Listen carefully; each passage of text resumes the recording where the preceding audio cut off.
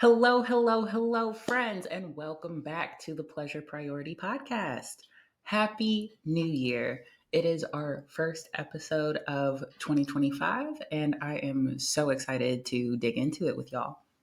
Okay, since it is goal setting season and everyone is talking about goals, how to set your goals, how to achieve your goals, how to finally hit your goals this year, and all that kind of stuff, I thought that I'd add a different layer to the conversation because there are some really important steps that I think people treat as a given when they go to approaching setting and achieving their goals, whereas they ignore, don't acknowledge, or don't even realize that they've had habits, belief patterns, the wrong methods, tools, or support systems that they're then trying to build on to hit these new goals, but they still have those same problems that never got addressed. And one of the biggest problems that I see that blocks my clients from being able to achieve the goals that they set, or even decide that they're ready to set goals now, because it is something that they can do, something that they can handle. But one of the biggest blockers that I see to that is that they still have these feelings of guilt or sadness or disappointment surrounding their experience of goal setting or their relationship to goal setting and achieving goals. But these feelings around the lack of hitting a goal, or, you tried and it didn't work out, or life got in the way, or you didn't really try, or, whatever got in the way of your last goals or series of goals.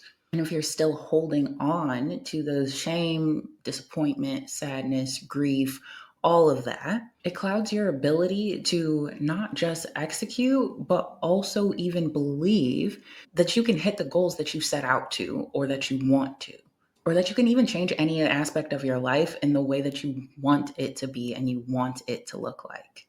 If you're holding on to these feelings, your capacity to even hit the goal diminishes. And that's one of the reasons that so many people get burnt out from goal setting and they don't feel like goal setting anymore, because of this dynamic right here. If you genuinely don't believe you can or you can do it this time, you won't. The strength of the belief that you have in being able to actually do the thing, to actually accomplish the thing, is directly tied to your success in accomplishing it. You have to believe so you can. So, anywho, that's what I'm talking to y'all about today, the idea of forgiveness and why it's necessary for us to be able to achieve the goals that we want. Why it's necessary for us to move forward in the ways that we want to move and achieve what we want to achieve now without all the dissonance. All right, so how would you even know that you need to practice forgiveness before you execute on your next goals? One, self-doubt. This is something that I think a lot of people have normalized feeling in their lives, especially when we talk about corporate America. Everybody has imposter syndrome. And to me, I think that's by design, but topic for another day. I digress. But with self-doubt and just having these doubts, these voices pop up, you can't do that. That's not going to work out. You tried it before. It's not for you. You can't do that. You can't have that. Why are you even trying? Like, all of those thoughts, all of those doubts, they're popping up so much and you're acknowledging them so much because you believe them. There's a part of you that sees the truth in the doubt. More often than not, our brains really just love a pattern. And if we've grown used to doing something, our brain just thinks that's how we do it. So when you set a goal and the self doubt comes up and then it keeps coming up, it's because it's your pattern. It's because it's your habit. It's because your brain thinks, this is just how we do things. We doubt ourselves because doubting keeps us safe. Granted, this is what our brain's saying, and we know doubting ourselves does not feel good at pushing off our own goals and our wants and our needs and our desires because we think we can't, or we won't, or we're not worth it. That doesn't actually feel good, but our brains will always believe that it's keeping us safe. So when that self-doubt comes up, it's a key indicator that you're due for some forgiveness. Next thing kind of goes hand in hand with the self doubt, but the negative self talk, the deprivation of yourself, of that, like, I'm not good at this, I'm not worthy of this. Why would somebody like me ever be able to have this or do this? Who am I to want that? Who am I to have that? Who am I to try that? You're not good enough. You're not worthy enough. You're not smart enough. You're not pretty enough. Whatever it is, that negative self talk, when that comes up, again, same thing. There's part of you that believes those words. There's a part of you or your nervous system that believes telling you those words is what's actually going to keep you safe. But yeah, same thing. When that negative self talk comes up, indicator that it's time for some forgiveness. Also, starting and stopping. So, getting that initial push of like, yeah, I could do it. I'm gonna, whatever the goal is. I'm going to go to the gym. I'm going to get the promotion. I'm going to start the social media account. I'm going to pick up a new whatever it is. And you have that initial get up and go, get after it. And then it teeters off. And then it's off for a while. And then you're like, a goal. Let me get back into it. And then you have this big push. And then ultimately you end up stopping again before you're able to make real progress and ultimately hit that goal. So when this happens, even if you're not fully conscious of it, there's another dynamic at play that counteracts that initial energy, that big push, that I can do it, I can do anything, da da da da. There's another side to it that usually includes the doubt and the negative self-talk. Again, even if you're not fully conscious of it, but then that counteracts that initial big push that makes you stop again and stops progress in your goals. So it's that thing where you ultimately end up in the same place, or you get up to that same mark, you plateau versus continuing on and actually achieving the goal.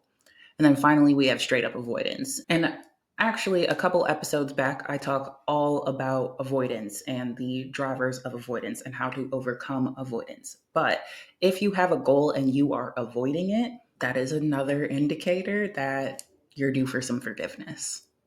Okay, and why does forgiveness work? Why, when you keep trying to hit these goals and everybody's just telling you you need to be more specific, or you need to make it more measurable, or you need to make it more timely, or, whatever the fuck people are saying these days, why does forgiveness work? Why is it a linchpin in this whole equation? Is because one, it fosters acceptance. It requires you to look at what is, even if it's not something you like or want, but you get to look at what is. You get to see the reality for what it is. You get to see truth and be honest with yourself. And when we remove that layer of the facade of everything that we do to try to reject the reality that we don't want, we're also rejecting the reality of what we do. We're rejecting the work required to get there. We're rejecting the growth required of us, because it does require us to look inward. It does require us to change. It does require us to be uncomfortable. And if we can't see that for what it really is, it's going to stop us from moving forward. It's going to stop us from hitting the goals that we want to, no matter how bad we want them. If we can't be honest about the situation, if we can't be honest about where we're at, if we can't be honest about what we want, if we can't accept the reality of where we're at now, we can't go nowhere else.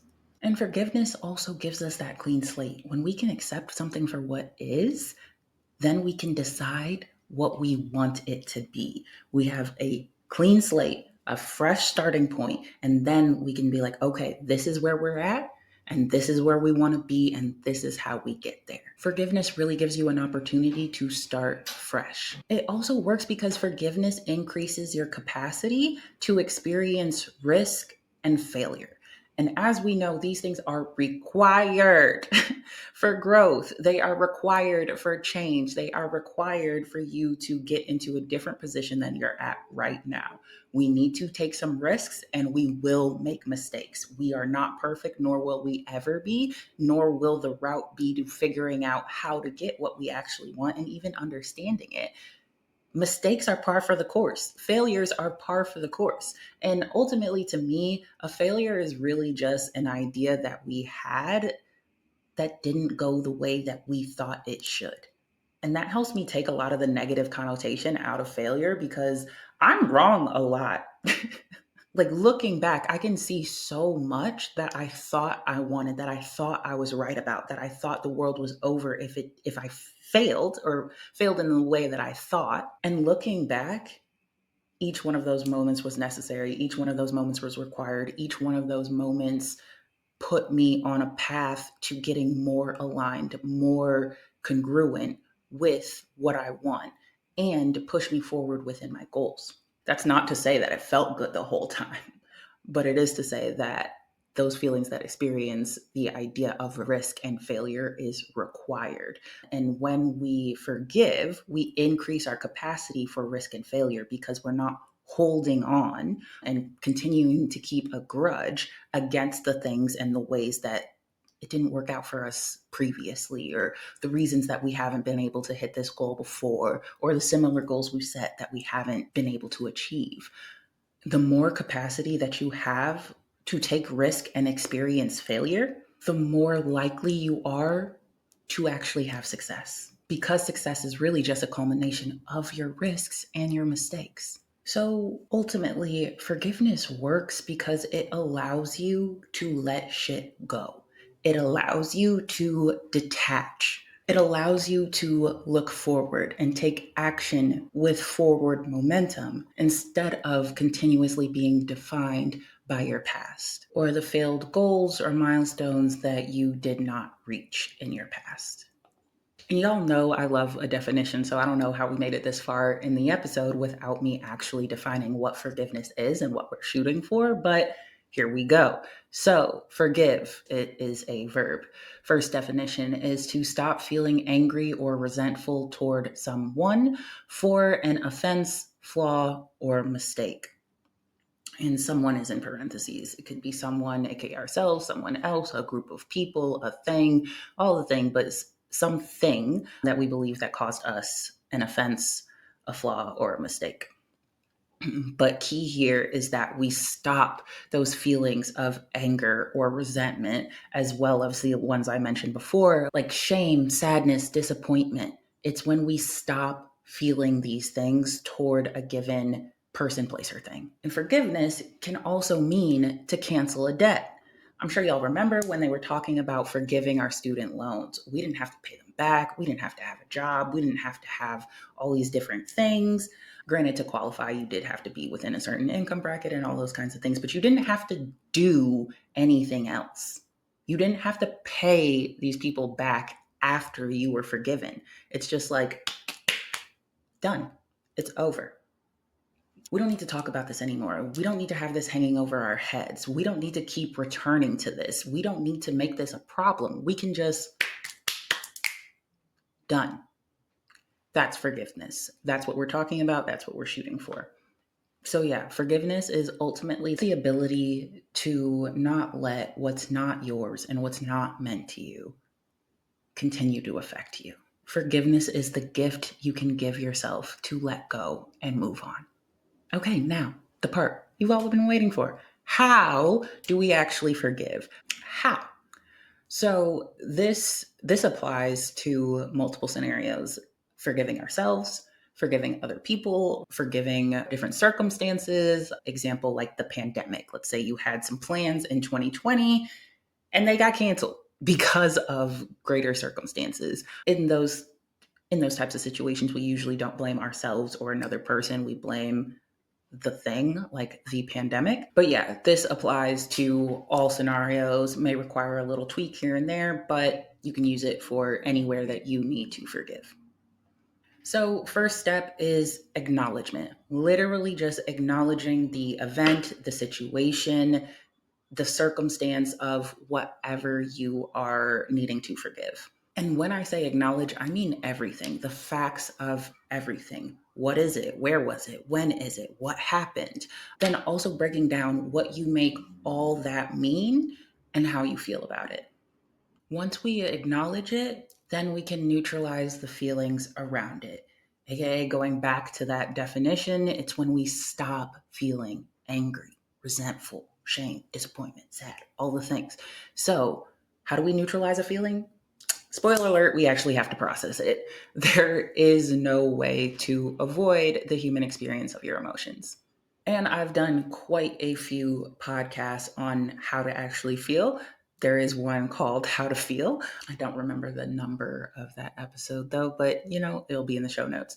But really, when you neutralize a feeling, when you allow yourself to process it, the first step is really just letting it be there. Not trying to make yourself a bad person for having that feeling, not trying to make that feeling go away. It's literally just, if you're a visual person, like inviting that feeling to your apartment, allowing it to come in, sitting on the couch together and just talking, hashing it out, having some time to have a heart to heart. That's really what processing is. And that way, that emotion or emotions can give you information, because that's what emotions are doing always. They're just giving information, relaying information from the body to the brain, to the brain to the body.